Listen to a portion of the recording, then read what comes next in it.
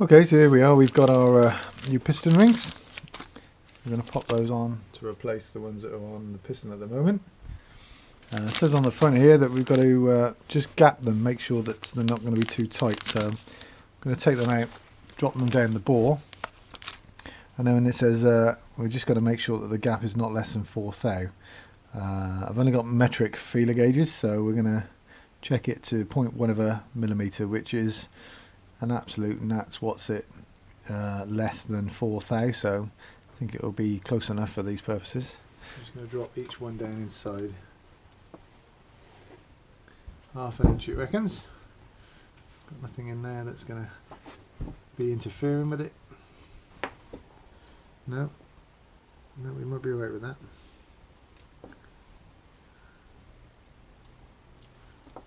That I think is going to be okay, and there we go. So now I've got the ring in, it's compressed it.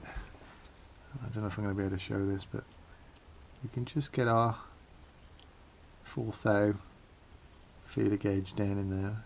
It's not actually tight at all, just in there. So I'll just check the other ring. Let's make sure we get this one out without breaking it. About 1/2 inch down on the bore. Let's get the feeler gauges in. Yeah, we're fine with that. Absolutely fine. Get that in there, and we can see that that ring is fine for gapping. So we're okay with that. If they were too tight, we've just got to. If they were too tight, you just have to file a little bit off these edges, just in here, just to give it that the correct gap. So we're going to take the old rings off the piston. That's the first one. To make a note of the shapes. Okay. There's a small pin in the groove just about there. I don't know if that's visible. And that's to stop the ring rotating, because you don't want the gap on both rings lining up, because you lose compression. So they're always set on opposite sides, just so the gaps don't line up. Let's get the other one off.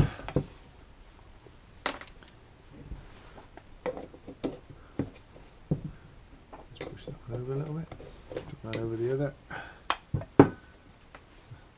So there's the old rings, shiny, and these are the matte black replacements. I'm sure they'll, when they run in, they'll get this shiny finish to match the bore.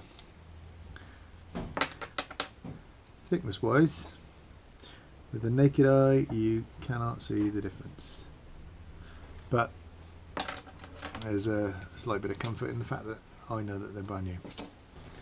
And like they say in the manual, replacement is the reversal of the removal. So I'll do the bottom ring first. Just make sure that this gap faces down so it can sit over this pin.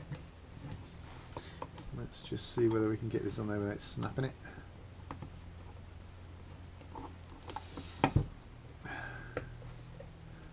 Should be fine as long as I take it carefully.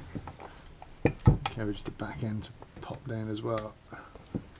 Okay, that's the bottom ring on. As you can see, it now sits over that pin. I'm going to do the top ring, and again the pin's on the bottom of the ring groove. And here we go, and we're on. So when it's in the bore, these are compressed up nice and tight, and as I say, the grooves will be opposite sides.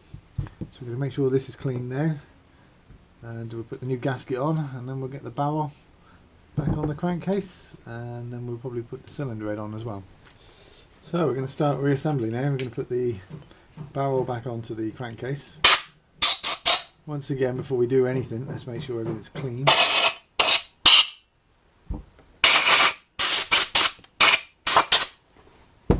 And all these faces are clean, we haven't got any rubbish on them, lumps and bumps. Next we're going to pop this gasket onto the bottom of the barrel. Got a bit of the dreaded blue Hylamar. Never a fan when I when I see an old engine that I've got hold of, and you take it apart and you find blue Hylamar squeezing out of every gasket surface. So all I ever do is try and just put as thin as a dare, just to get it to bed down and to glue in. I've seen examples where people have put this on and it's squeezing out of every joint. Just looks so untidy. So it's just a case of getting enough down to get the joint to seal without it splurging out everywhere like a great big jam sandwich. So yeah, as you can see, I've been a little bit frugal with it because I don't like to see it everywhere. So this gasket, not sure if it's sided at all. It's definitely got a way that it goes on the block, because this hole here has got to line up with this where the gases transfer out of the crankcase and go up and feed into the ports. So I drop that on there, and we'll put a bit more gasket sealant on the top face of that. Get it gunned down. Okay. And then we've got to get the crankcase to sit on top, but the tricky bit is we've got to get this piston and the rings inside that bore as well without breaking anything. Put the lid back on that so we don't get it everywhere. And once again you can see just enough. Right, the crankcase has got a little gap there, so that's where the crankcase gases come out. Line up with that port there that transfers it up into the ports in the side of the barrel. We'll give the crankcase a quick blowout just to make sure there's no crap in there with it. And I've cleaned these surfaces up. I don't think there's any need to put even more gasket sealant. The actual gasket itself should do a lot of the sealing. This is just to sort of fill in any imperfections that might be in the face, but the face is in good condition. So now, somehow, we've got to get this dropped in here whilst compressing the rings. Try not to contaminate this surface, drop any lumps and bits on it. So there's going to be a bit of fiddling going on. What I'm going to do is I'm going to wipe the inside of the bore carefully, and I'm also going to put a bit of oil in there just to ease the passage. On here, that's nice thick stuff. I'm sure it'll burn off really quickly, but I'll just sort of lubricate it just to go in. And then, bearing in mind this gap's got to go in that gap, you've also got to make sure that your ring gaps are lining up with the pins. There's a bit of a taper on this edge, so I'm hoping that's going to work for me and guide the rings in. So let's give it a go. Yep, that's that going back down.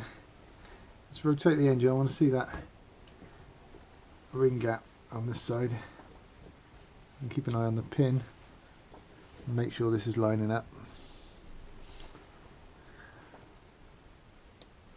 Just in the right place. Okay, let's see if we can do the next one. Just encourage it in, put it downward pressure, and we're gone. There we go, brilliant, it's in. So next thing, we've got to line these up. So we're going to drop that down over, and hopefully it'll glide on down like it has done. The piston should be able to extend it up and down a little bit. So there it is, moving in the bore. I've cleaned up my nuts. There's nothing worse than dirty nuts putting on a nice clean engine. So I've cleaned those up.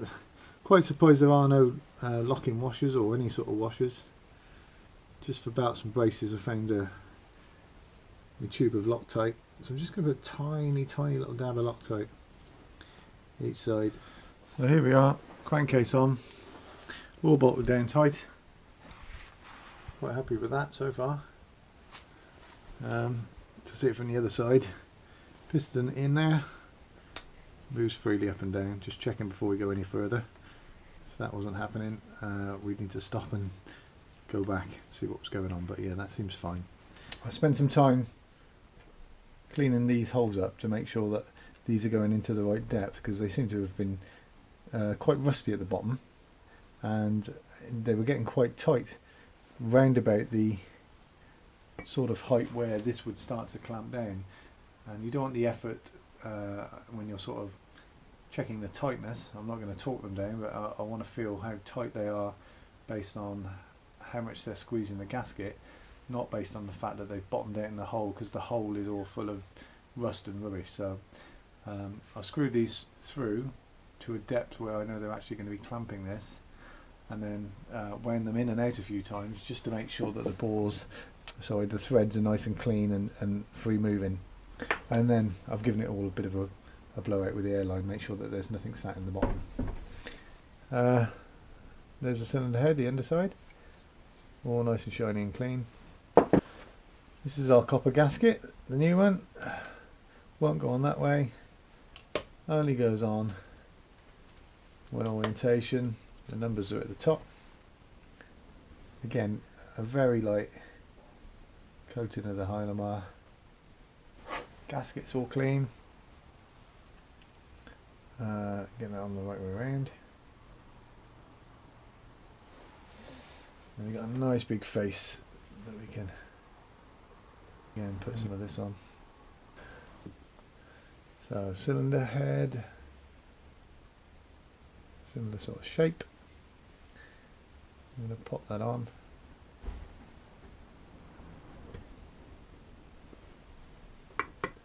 Hopefully that'll settle down, yep.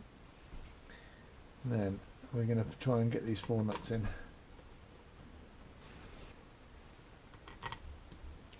4 bolts inside. Get this one and wind it down. So there we have it, cylinder head bolted on. Minimal amounts of blue Hylamar squidged out around the sides. I'll just clean those up in a bit. And what I'm also going to do, I'm going to put the old spark plug back in the hole, stop anything finding its way into the engine whilst I'm working on it. So I'll just put that in lightly. It's a real danger that whilst I'm manhandling this it might get broken, but I've got the brand new plug from John in my kit of new bits to be added later. So there we go. So that's the first couple of major bits. So I think what I'm going to do is put that sort of sub-assembly aside.